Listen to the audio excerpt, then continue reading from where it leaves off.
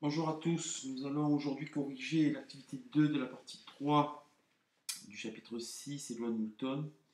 Il s'agit d'un objet qui est en chute libre, donc je le rappelle, soumis uniquement à son poids.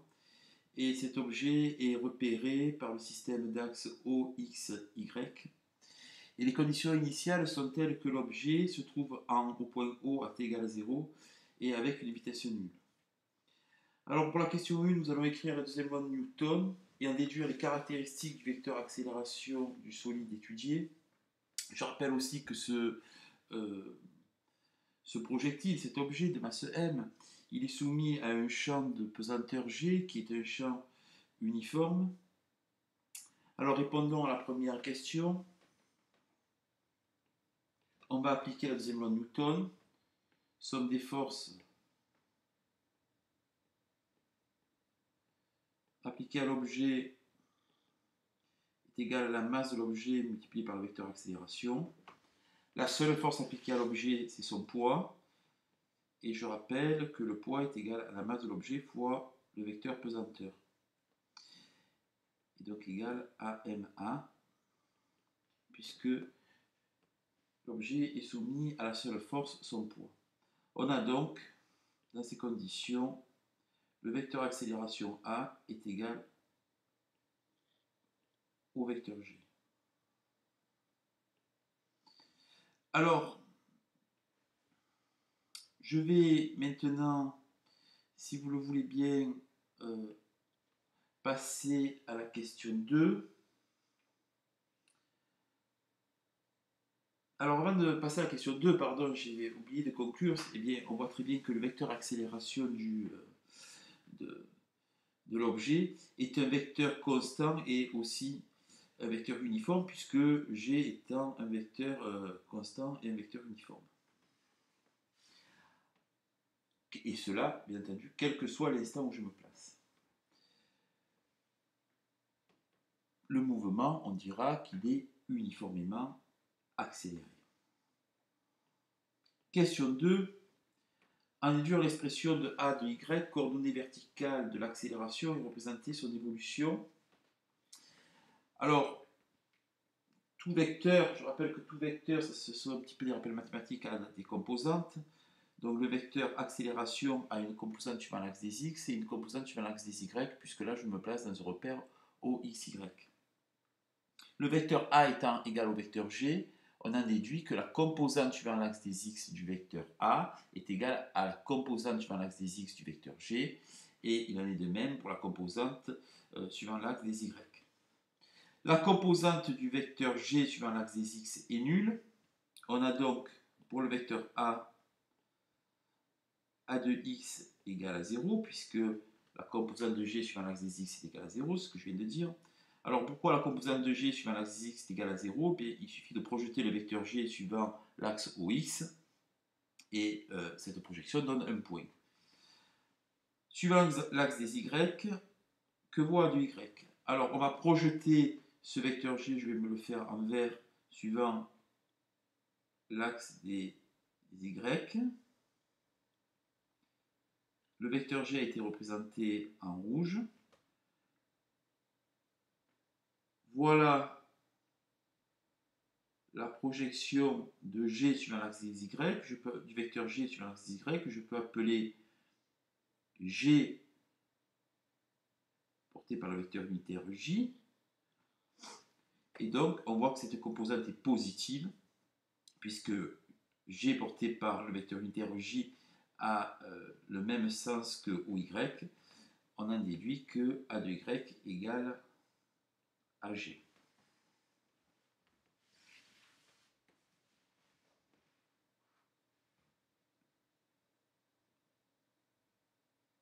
Si je représente donc l'évolution de A de Y en fonction du temps, eh bien A de Y est une constante qui vaut G. Passons maintenant à la question 3.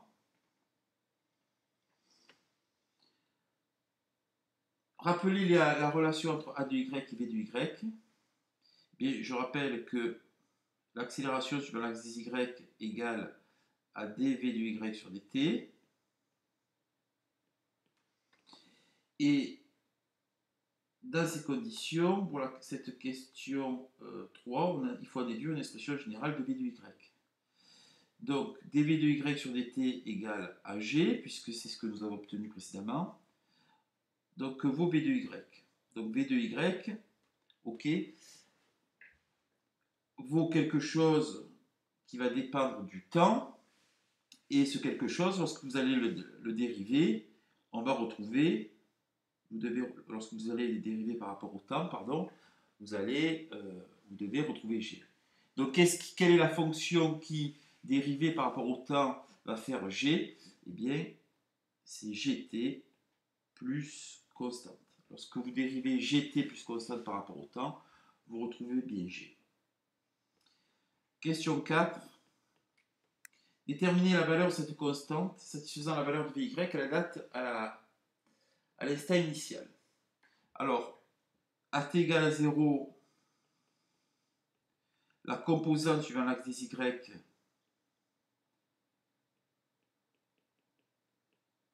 est égale à 0, puisqu'on a lâché le mobile, donc la vitesse n'a ni de composante suivant l'axe des X, ni de composante suivant l'axe des Y. Et puis ça vaut aussi G multiplié par 0 plus C. Alors, ce 0 là, c'est la condition initiale.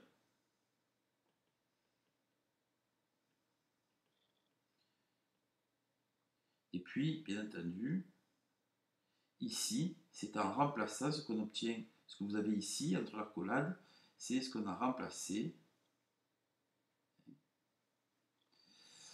en se plaçant à t égale à 0 secondes. Alors on a donc 0 est égal à 0 plus c, d'où c est égal à 0 mètres par seconde.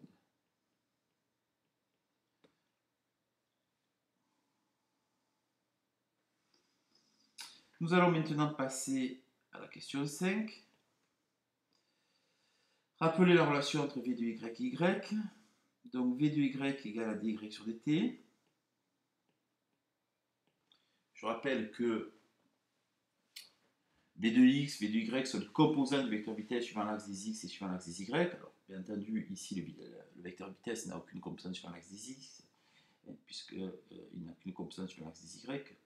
Le mouvement est un mouvement vertical selon l'axe des y. Et pareil pour le vecteur position, qui a deux composantes, une suivant l'axe des x et une suivant l'axe des y. Et bien entendu, suivant l'axe des x, il n'a aucune composante ici. Donc, que vaut y? Donc, même chose. Y, ok, lorsque je vais le dériver, je vais obtenir gt plus constante. Donc, ici, c'est-à-dire gt, puisqu'on a vu que la constante est égale à 0. Ce qui fait que y va être égal à 1 demi de gt carré plus une constante que j'appelle une constante c'. Effectivement, si je dérive 1 demi de gt carré par rapport au temps, je retrouverai g fois t, c'est-à-dire je retrouverai v de y. Faisons-le. dy sur dt, c'est la dérivée par rapport au temps de 1 demi de gt carré plus c'. Donc, c'est la dérivée par rapport au temps de 1 demi de gt au carré plus la dérivée par rapport au temps de c'. Alors, la dérivée par rapport au temps de c', c'est égal à 0. C'est la dérivée, c'est-à-dire la dérivée par rapport au temps d'une constante est nulle. Et la dérivée par rapport au temps de 1 demi de gt carré, c'est bien gt.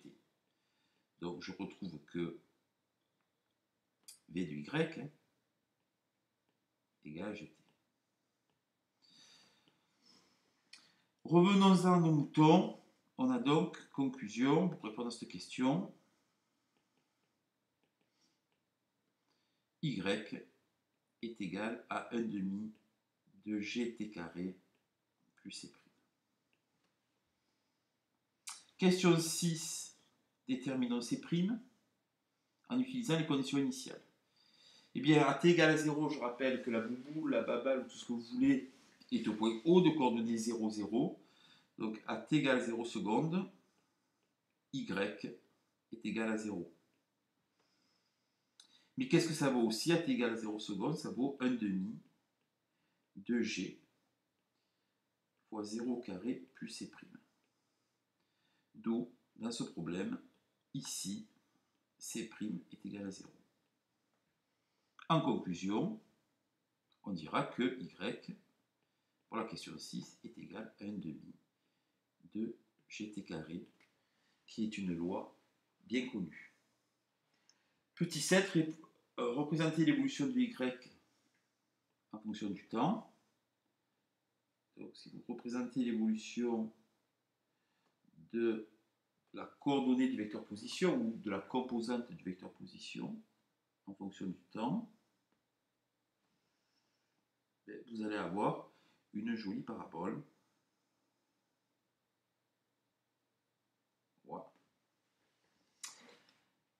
Merci, bonne révision, à bientôt.